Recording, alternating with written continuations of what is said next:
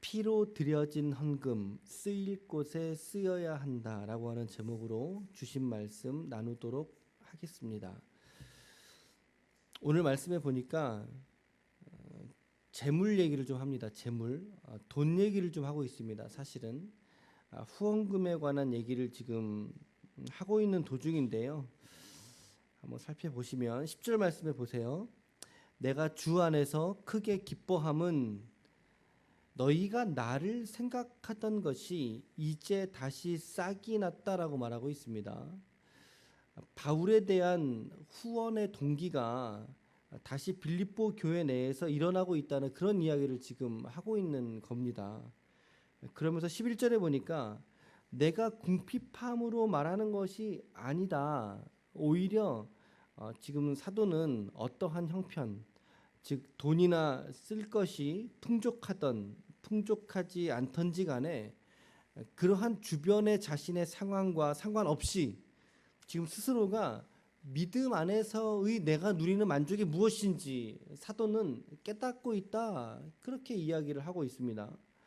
그러면서 나는 자족하기를 배웠나니 이렇게 표현하고 있죠. 자족하기를 배웠다. 여러분, 자족이 뭐예요? 자족이 스스로 만족할 줄 아는 것, 그런 뜻입니다. 그러니까 그냥 얻어서 이 자족을 내가 그냥 얻어서 깨달았다 이렇게 말하지 않고 배웠다라고 표현하고 있습니다. 배웠다, 배움이라는 거죠. 배우는 거예요. 그러니까 훈련을 통해서 이해되고 그리고 경험이 되어져서 삶의 어느 순간에 나의 처지들을 바라봤을 때 문득 이거구나 깨닫게 되더라는 거죠. 내가 만족하는 인생을 살고 있구나라고 스스로 깨달아지더라는 것입니다. 이런 것이 자족입니다. 자족. 돈이 많아서 자족하는 게 아니라는 거예요. 건강해서 스스로 자족하는 게 아니라는 거죠. 자족의 조건이 뭡니까? 해석에 있습니다. 해석에. 내 삶을, 내 생활을 내가 어떻게 해석하느냐에 따라서 자족할 수도 있고 불만족할 수도 있죠. 그런데 사도 바울은 오늘 그의 삶의 형편을 자족한다라고 깨닫고 있다는 것이죠. 그러면서 사도는 12절 말씀해 보니까 나는 비천에 처할 줄도 알고 풍부에 처할 줄 아는 일체의 비결을 배웠다 이렇게 말하고 있어요. 지금 이 문장은 대조형이죠. 앞에하고 뒤에가 이렇게 대꾸가 이루어져 있어요. 그러니까 뒤에가 비천이라는 말은 풍부의 반대입니다. 풍부의 반대. 그러니까 빈곤한 상태, 가난을 의미한다는 거죠. 이 상태가 가난의 상태. 그러니까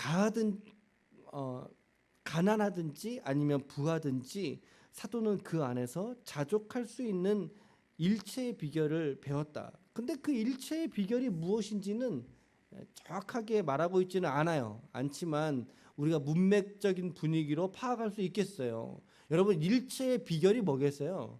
그를 자족할 수 있게 만드는 일체의 비결이 뭘까요, 여러분? 바로 그리스도 예수의 은혜라는 것이죠.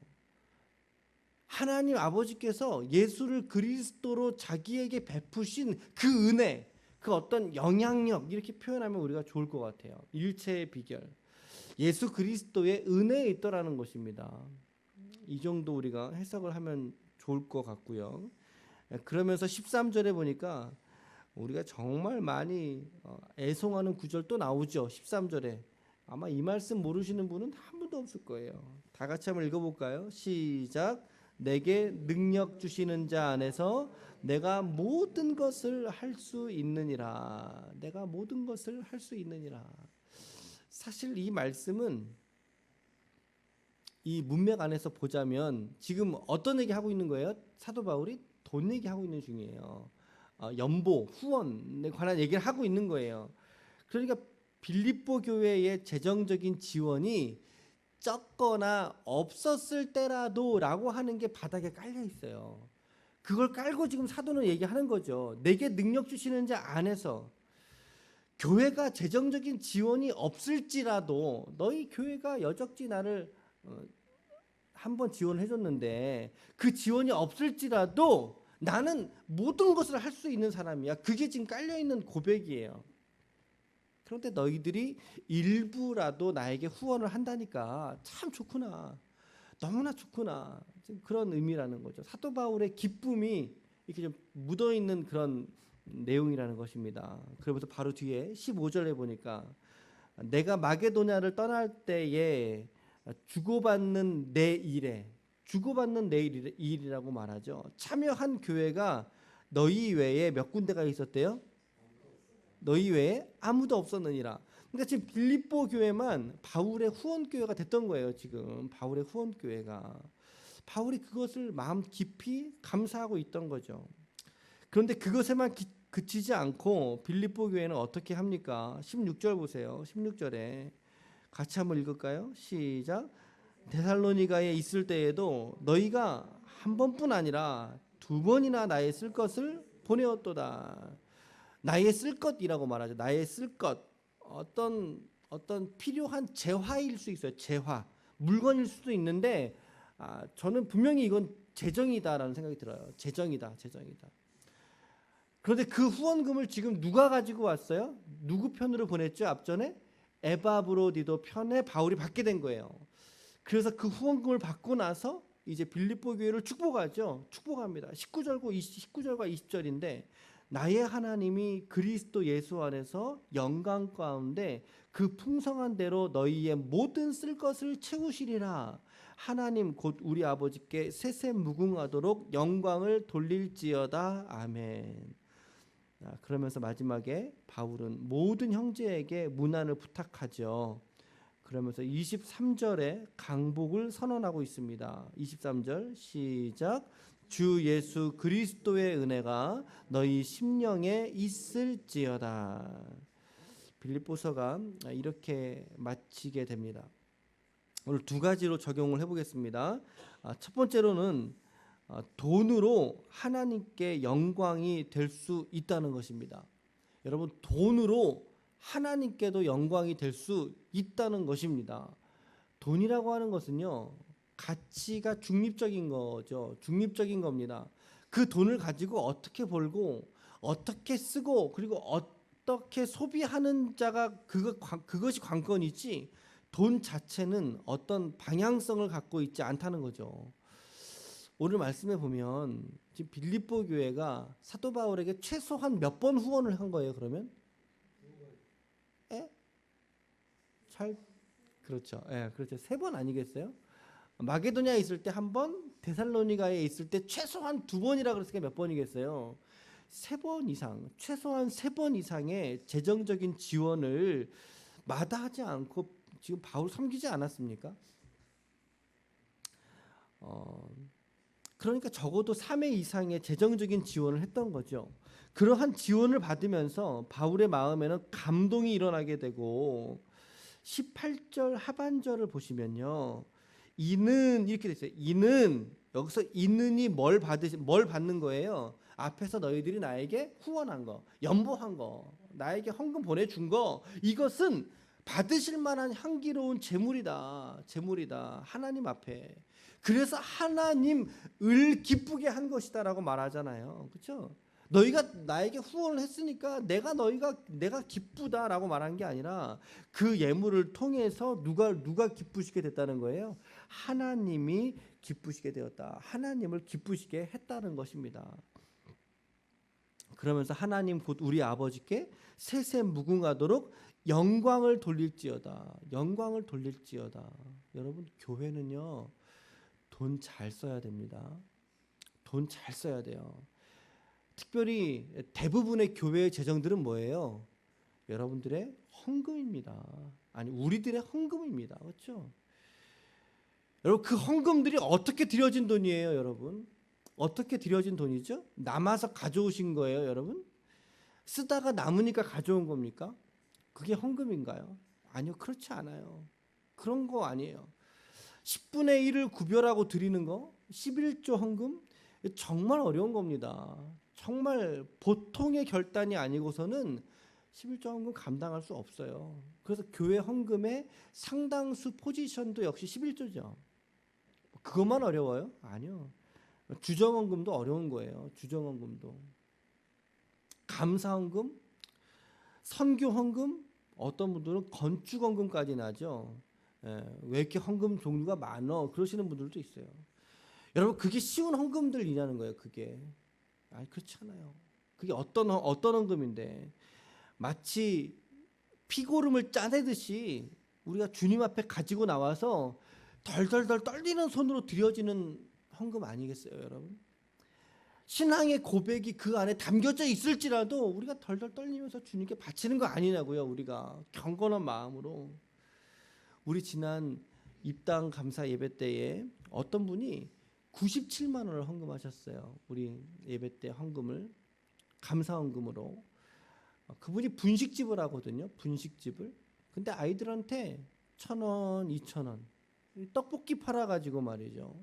하루 매출에 얼마씩을 띄워놓은 거예요. 얼마씩을 띄워놓은 거예요. 그러면서 하나님 제가 기쁨의 교회 입당 예배 하는 주간까지 그 주간까지 내가 매출의 일정 부분을 제가 구별해서 모아놓겠습니다. 제가 그거 드리겠습니다. 라고 모아서 가져와서 드린 게 97만 원이에요. 97만 원.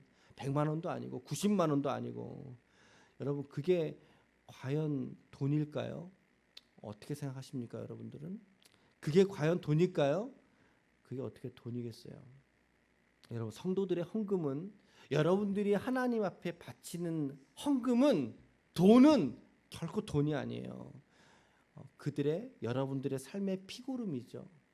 피고름. 하루를 힘겹게 살아서 하나님 앞에 구별하여 드리는 자영업자도 있어요. 한 달을 우리가 겨우 살아나는 재정에서 구별해서 떼서 하나님께 드리는 헌금이 있어요. 그런 헌금들이 모여서 교회가 세워지고 하나님의 선한 일들에 사업에 그 재정들이 투여가 된다면 교회는 헌금을 통해서 하나님께 영광이 될 사명이 있다는 거예요.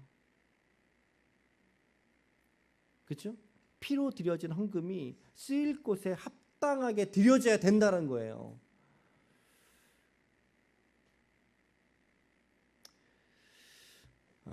네.